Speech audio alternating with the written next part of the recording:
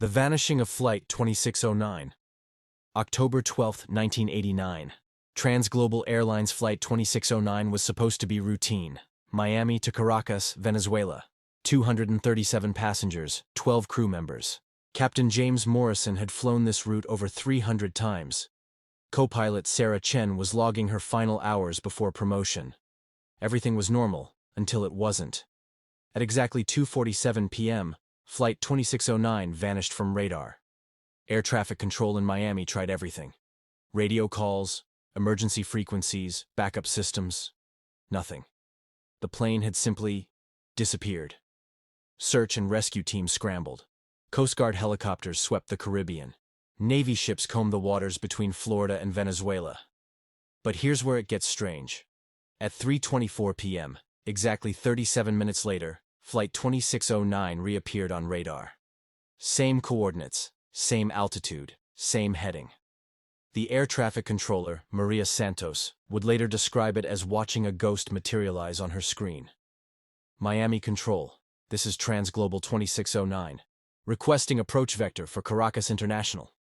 Captain Morrison's voice came through crystal clear. Calm. Professional. Transglobal 2609. Where have you been? You disappeared from radar 37 minutes ago. I'm sorry, Control. We've been in continuous flight. Our instruments show no interruption. The plane landed in Caracas without incident. But when investigators boarded, they found something impossible. Every single watch, phone, and digital clock on the aircraft had stopped at 2:47 p.m.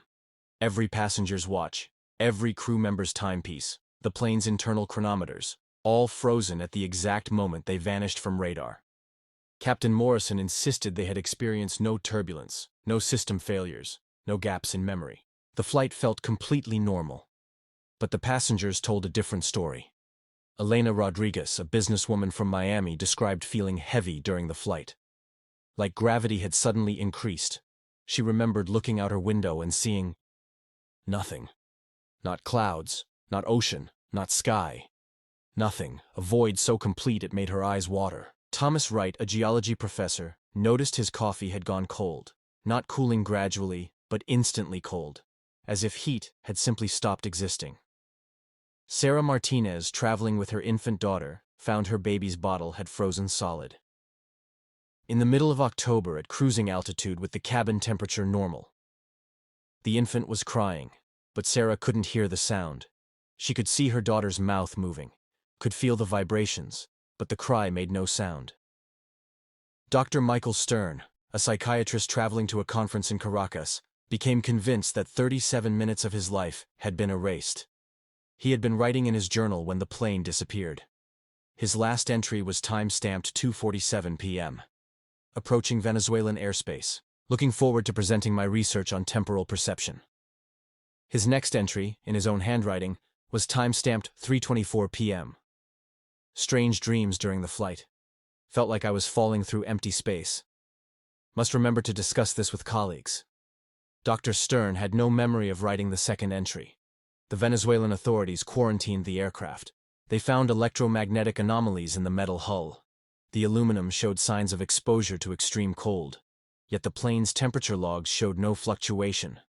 More disturbing were the photographs. Several passengers had been taking pictures during the flight. Digital cameras, film cameras, Polaroids. When the film was developed, every photo taken during the 37-minute window showed the same thing. Absolute blackness. Not the darkness of night, not the shadow of clouds. A blackness so complete it seemed to absorb light itself. The story might have ended there. A strange anomaly, unexplained but seemingly contained. But 3 days later, the passengers started getting sick. It began with Maria Santos, the air traffic controller. She developed a fever and began speaking in multiple languages: Spanish, English, and something else. A language no linguist could identify. Captain Morrison reported vivid dreams of flying through space, past stars that didn't match any known constellation. He would wake up drenched in sweat, tasting metal in his mouth. Co-pilot Sarah Chen began experiencing something terrifying: temporal displacement. She would blink and suddenly be in a different room, with no memory of how she got there. Security cameras showed her walking with purpose, but when questioned, she remembered nothing. The passengers fared even worse.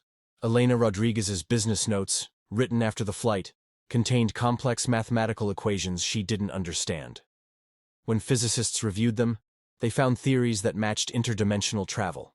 Thomas Wright, the geology professor, became obsessed with rocks, not rare or valuable ones, just gravel from parking lots, sand from beaches, ordinary stones. He arranged them into strange, precise patterns, then photographed them. When asked what they meant, he only said, "They're coming back for us." The investigation was quickly classified after Dr. Amanda Foster, a temporal physicist from MIT, reviewed the evidence. Dr. Foster had been secretly studying reports of missing aircraft for the Department of Defense. Flight 2609 was the first case, with survivors. Her classified report, later obtained through a Freedom of Information Act request in 2018, contained one chilling paragraph. The electromagnetic signatures detected on Flight 2609 are consistent with theoretical models of dimensional displacement. The aircraft appears to have been temporarily removed from our space-time continuum and placed in a null zone. The biological effects on the passengers suggest exposure to non-terrestrial temporal fields. In simple terms, Flight 2609 had been taken somewhere else, somewhere outside our reality. The government began monitoring the passengers.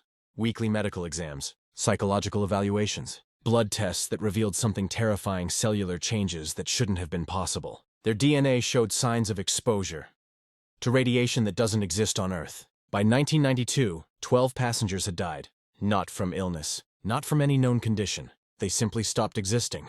Their bodies were discovered in locked rooms aged decades in just minutes. Security footage showed them walking in as middle-aged adults and never coming out. When those rooms were finally opened, elderly corpses were found surrounded by the same strange rocks that Thomas Wright had been collecting. The truth finally emerged in 2019, when a deathbed confession from a former NASA engineer named Robert Hayes was leaked to the press. Hayes had worked on a classified project in the 1980s called Temporal Gate. The goal, to create small, controlled tiers in space-time for instant transportation. But on October 12, 1989, they activated the prototype for the very first time, and the test went horribly wrong. Instead of opening a small portal, they tore a massive hole in reality. That tier lasted exactly 37 minutes before the system overloaded and shut down. During that brief window, Flight 2609 was pulled through. Hayes described what the passengers experienced as temporal limbo, a space between dimensions where time doesn't flow and the laws of physics break down. But the most terrifying part? Something followed them back. The strange rocks, the unrecognizable languages, the impossible equations, the aging disease. All of them signs of contact with entities from outside our reality. According to Hayes, the passengers of Flight 2609 had become carriers. Each of them harbors something that was slowly transforming them into bridges between our world and somewhere else. The government had been containing the contamination for 30 years.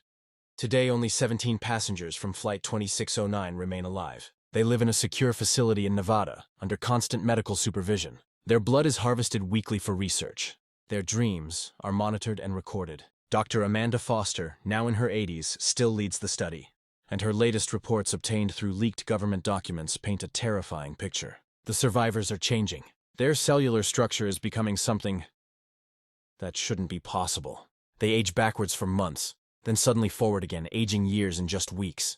Their memories contain information about places that don't exist on any map. But the most disturbing change of all? They've begun communicating without speaking. Brain scans show synchronized neural activity across all 17 subjects, even when they're held in separate buildings. They're not just survivors anymore. They're becoming something else. And according to Dr. Foster's final report, dated December 2023, the transformation is accelerating. The subjects are preparing for something. Their behavior suggests they're awaiting a signal or an event. I fear we didn't rescue them from that place. I fear that place sent them back to us on purpose. The report ends with a single chilling sentence. The 37 minutes they spent in temporal limbo wasn't random. It was an invasion. Flight 2609 didn't just disappear and reappear. It was taken. Its passengers were changed, and then it was sent back as a weapon. So now the real question isn't what happened to Flight 2609. The question is, what is it going to do next?